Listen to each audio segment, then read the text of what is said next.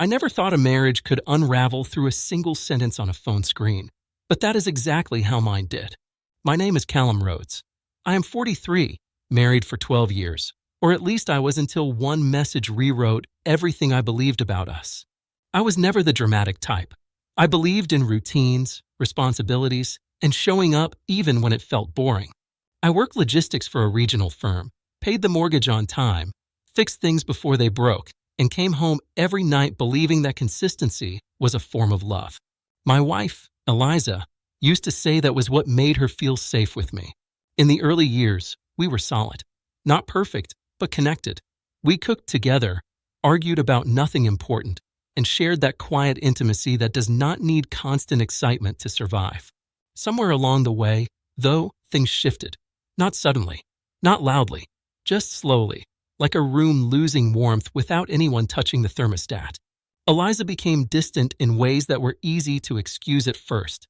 Longer hours, new hobbies that did not include me. Her phone always face down. I told myself people are allowed to grow, allowed to have space. I did not want to be the insecure husband counting minutes and asking questions. Trust, I believed, meant restraint. Then came the text. It was a Tuesday afternoon. Nothing special. I was sitting at my desk when my phone buzzed. I assumed it was something mundane. Instead, it was Eliza. One sentence. No greeting. No context. I have my own life, and it does not always include you. I read it 3 times. Not because I did not understand the words, but because of how casually they were delivered. There was no anger in them. No explanation. Just a declaration. I felt something settle in my chest, heavy but clear. This was not about a bad day. This was a statement of position. I did not respond right away. I finished my work. I closed my laptop. I drove home in silence. When I walked into the house, she was not there. Her car was gone. The house felt staged, like a place waiting for someone else to arrive. I sat at the kitchen table and thought about all the moments I had dismissed. The late nights labeled as work dinners. The sudden need for privacy.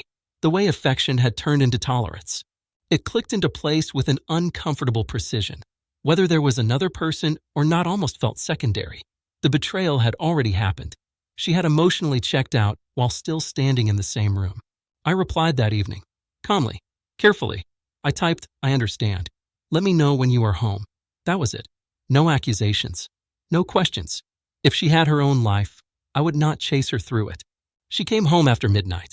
She smelled like unfamiliar cologne, though she claimed it was the restaurant. She spoke quickly, nervously, as if rehearsed. I did not interrupt. I did not raise my voice.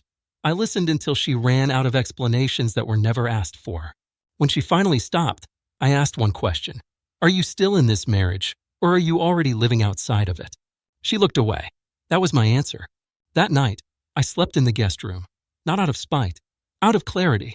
The next morning, I made coffee, packed my lunch, and left for work like any other day. The difference was internal. Something had shifted from hope to acceptance. Over the following week, I paid attention, not to catch her, but to observe reality without denial.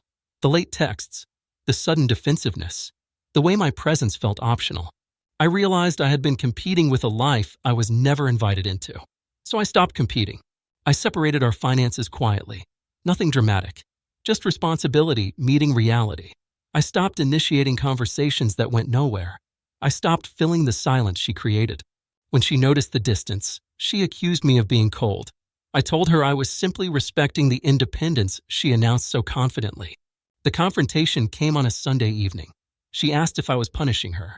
I told her no. Punishment requires anger. This was alignment. I was matching my effort to hers. She cried then, said she felt alone, said she did not mean the text the way it sounded. I asked her to read it out loud. Slowly. She could not. That was when I knew.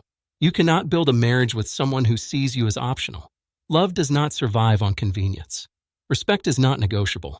I did not leave that night. I did not need to. The leaving had already happened weeks earlier.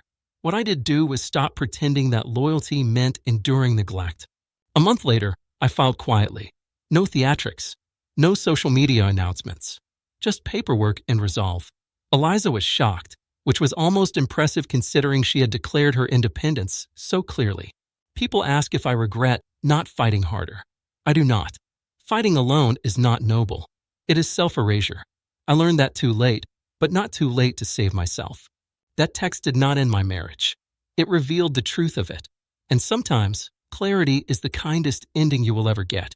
I am not bitter now. I am honest. There is a difference.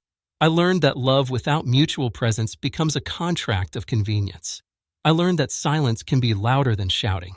Most of all, I learned that when someone tells you their life does not include you, believe them the first time.